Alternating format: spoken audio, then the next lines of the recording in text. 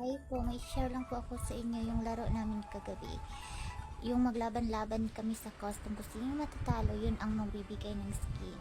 Ayun, sabi nila sustain hero daw. Pero hindi ko alam ba't yung ginamit ko dito. Ayun, nagtawanan pa nga sila eh. Kasi sabi nila, oh, bagong meta yan, sustain chill. Ayun, naglalaro na kami dito ng start. In the early game pa lang. Parang ano na, iba na yung pakiramdam ko dito kasi Pindot Gaming kasi iba talaga pag hindi mo main hero, no? Pinipick ko si Chu kasi yung skin. Gusto ko lang ipangmayabang yung skin ni Chu na stone. Okay. Ayun na, sa in the early game. Sumipa na si Tamos. Ang sumunod ako dyan. Ayan. Kabado, nag-flicker agad. Basta pinipindot ko lang lahat ng skills dyan. Kung ano yung may mga ano, yung wala ng countdown. Paikot-ikot dyan sa bash. Ayan. Ay, pumunta si Alo. Ayan. Imagine nyo, biruin nyo, tatlo kami, natalo pa kami sa dalawa lang yan. Ang titigas, ang kukunat. Ayan ko lang. Ano kaya dapat kong gawin dito? Any tips para kay Chu kung paano to i-basic na pagsipa. Yung, gusto ko yung pagsipa ko mapapasok yun sa tower namin. Ayun, nagsusolo na. Ayun na first blood. Kulit kasi. Dapat sama-sama kaming tatlo dyan. Pero hindi sila nakinig sa akin. Umuwi ako dyan at nag-recall.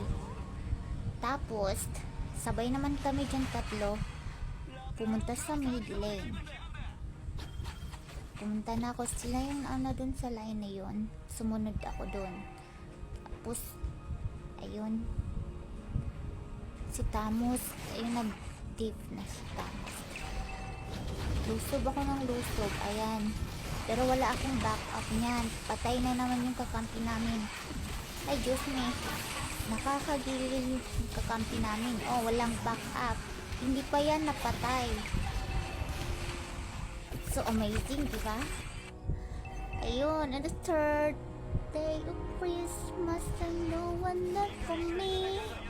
One never got a tree to the carrot, and I never gonna fill the poetry.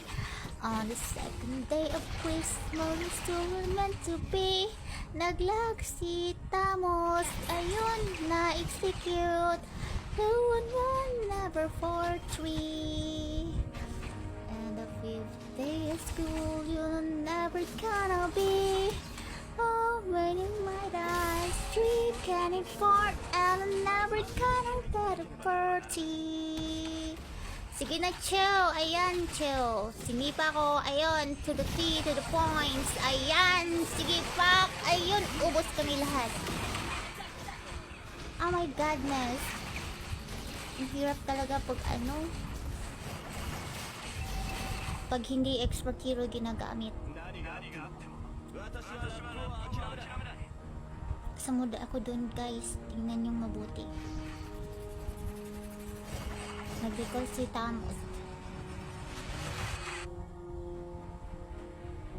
Inaantay ko sila dyan. Ang bagal niya maglakay.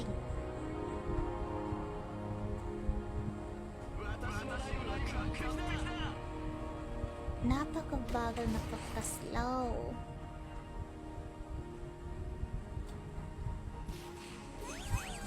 Ay!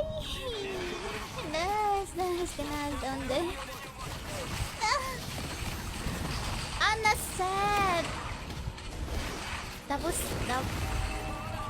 tagal ni Alucard dati sa tingin ko si Alo dyan. Tapos ako lang dyan mag-isa. Yung maganda yung connection. Namatay ako dyan. Tapos nabuhay ulit ako. Ayun, to the power, the 3, to the 4, to the 3, to the curtain, Martin. Tagal namin. Oh, level 6 na sila kami. Kaka level 4 ko lang, oh. Ang kukunat din. To the power, to the 3, to the 2, to the 2, to the 1, to the 3, to Martin, curtain. Bam, 2, 3, 4.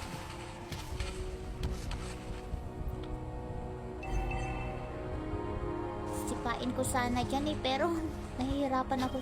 Ano dapat unahin ko, pipindutin yung second skill or yung 2 before SS. Ayun, umuwi na ata ako dyan, mag-recall.